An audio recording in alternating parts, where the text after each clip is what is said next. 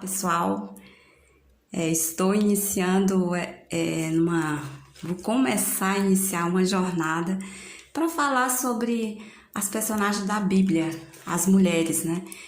E assim, as que me inspiram muito. Então, muitas delas, mulheres que nem eu. E eu vou começar no livro de Esther, a história de Esther. Mas eu vou ler apenas no capítulo 1. Aliás, no capítulo 2, 1 e 2. Foi no tempo em que Xerxes era rei da Pérsia, a capital era Suzã. E o reino se dividia em 127 províncias, que ia desde a Índia até a Etiópia. No terceiro ano do seu reinado, o rei deu um banquete para todos os seus oficiais e servidores, e estavam presentes também chefes dos exércitos da Pérsia e da Média, e os governadores e os agentes da nobreza, das províncias. Durante 6 meses, Xerxes exibiu a todos as riquezas do seu reino e o luxo e o esplendor da sua corte. Depois de 6 meses, o rei ofereceu no jardim do palácio um banquete para todos os moradores de Suzã, tanto os ricos como os pobres, e a festa durou 1 semana. O pátio estava todo enfeitado com cortinas de algodão brancas e azuis e amarradas com cordões de fino linho vermelho, que estavam presos por argola de prata e colunas de mármore. O piso era feito de ladrilhos azuis e mármore brancos, de madrepérola e de pedras preciosas.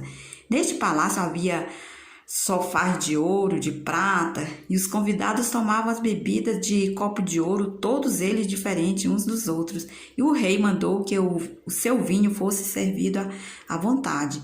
Todos podiam beber o quanto quisessem. O rei havia ordenado os empregados do palácio que servissem a todos os hóspedes quanto vinho eles quisessem.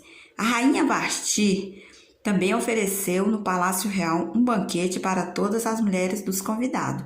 E no 7º dia de banquete, o rei já havia bebido bastante vinho e estava muito alegre. Ali ele mandou chamar os 7 eunucos e eram seus servidores particulares. Eles chamaram Neumã, Bits, Erbã, Bits, Abagtá, Zetá, Cercas. O rei ordenou que esses fossem buscar a rainha Vasti, que ela viesse com a coroa da rainha na cabeça. Ela que era muito bonita, o rei queria que os nobres e os outros convidados admirassem essa beleza.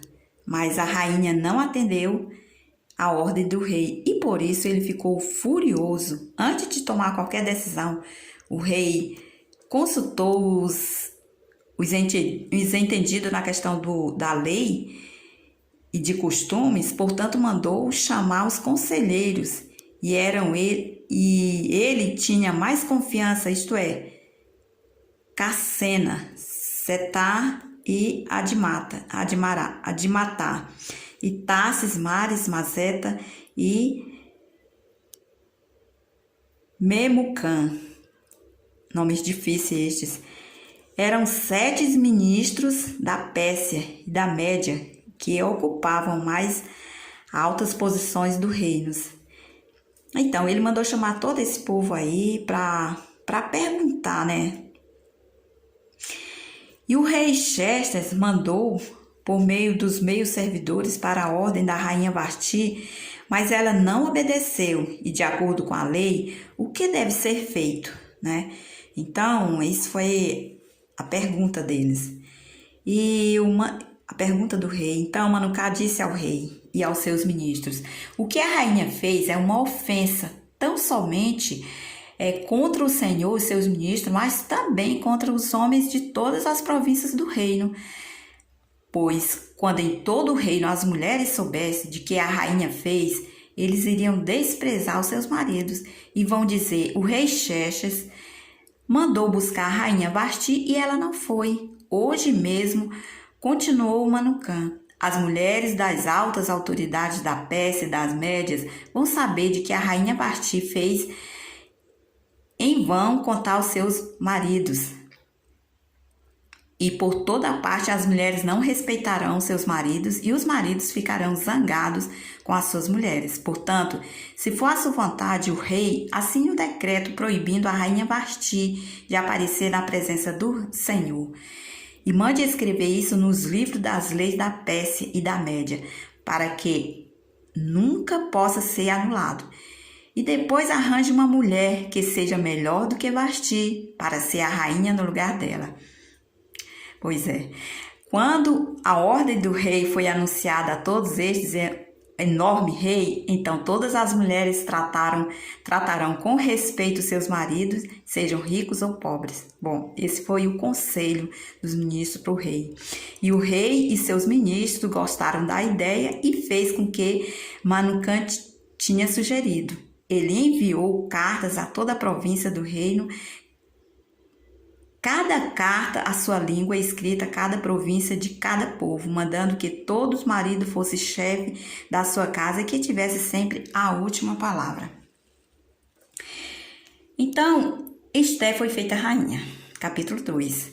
Mais tarde, a raiva do rei já havia passado, mas mesmo assim ele continuava a pensar no que Vasti havia feito no decreto que ele havia assinado contra ela.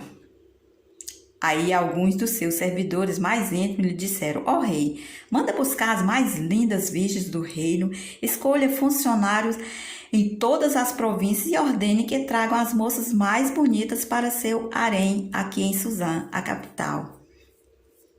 E Hegai, o eunuco responsável pelo harém real, tomará conta delas e fará com que recebam um tratamento de beleza. Então o rei que a moça que mais lhe agradar seja rainha no lugar de Vasti. E o rei gostou da ideia, né, e sugeriu. E em Suzã morava chamava um judeu chamado Mordecai. Então aí começou a história da rainha Esté, né? Então, quem poderia imaginar que uma garota órfã um dia seria a rainha do país mais poderoso do mundo? Certamente nunca poderia imaginar, mas foi exatamente isso que aconteceu com Esté. Depois que os pais dela morreram, o primo mais velho, Mordecai, o acolheu e criou como se fosse a sua própria filha. Mordecai, ele ensinou a amar a Deus, a viver para Deus, que seja nos momentos bons e no momento ruim. Eles moravam em Suzã, onde estava o palácio do grande rei Xerxes. O rei tinha um temperamento terrível e não fazia as coisas conforme o caminho de Deus. E uma vez ele ficou irado com a sua esposa e simplesmente ele decidiu arrumar uma nova. Então, adivinhe só quem o rei decidiu encontrar a sua nova esposa. Ele fez um tipo de concurso de beleza, levaram Esté ao palácio e o rei fizeram uma mudança radical na aparência de Esté. Entre todas aquelas mulheres, o rei escolheu a Esté para ser a sua rainha. E ela mal podia acreditar. Mas Mordecai avisou que Deus tinha feito rainha por algum motivo. Não demorou muito para que ela descobrisse o porquê. Então, um homem mau chamado Amã obteve permissão do rei para matar todo o povo de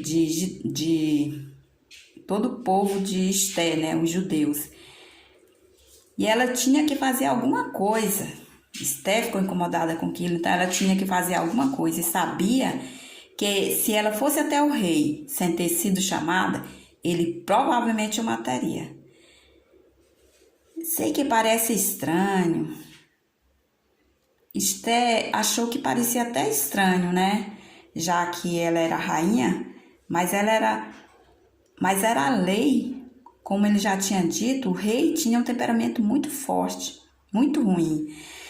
E quando ela apresentou perante o rei, ela estava com tanto medo que mal conseguia ficar de pé. Mas o rei, ele apontou o cetro de ouro. É como se fosse um certo bastão de ouro. e para ela, o que significava que ele iria ouvir o seu pedido. E assim, ela teve a oportunidade de dizer ao rei que Amã, ele havia planejado, o que ele havia planejado contra o seu povo.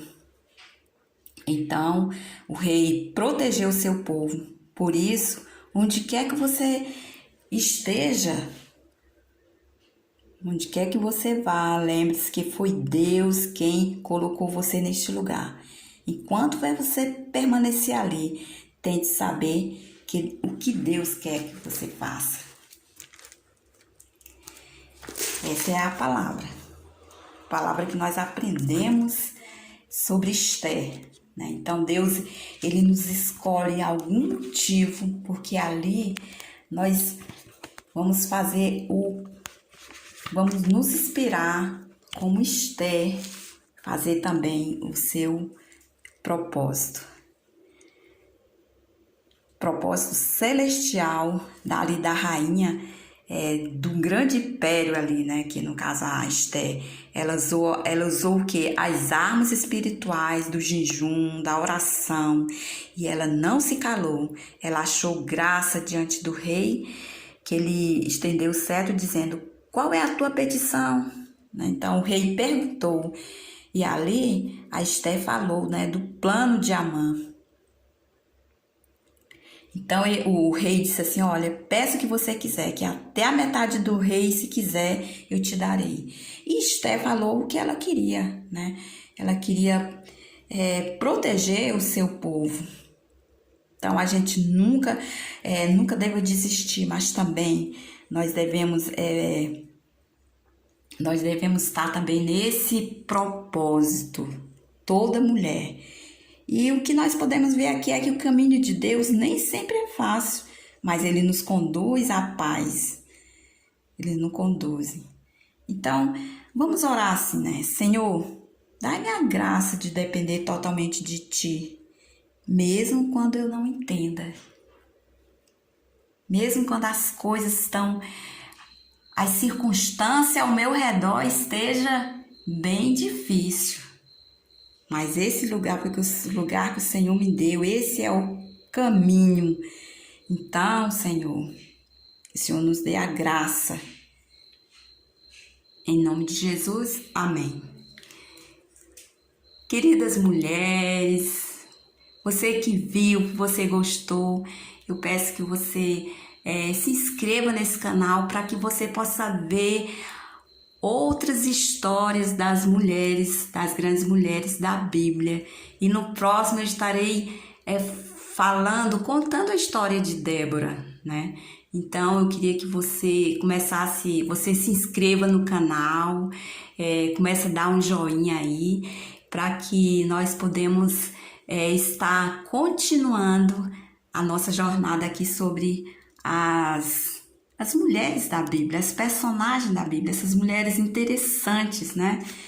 E assim também, mulher assim que nem eu, que nós possamos estar totalmente na dependência de Deus. Tchau, até a próxima.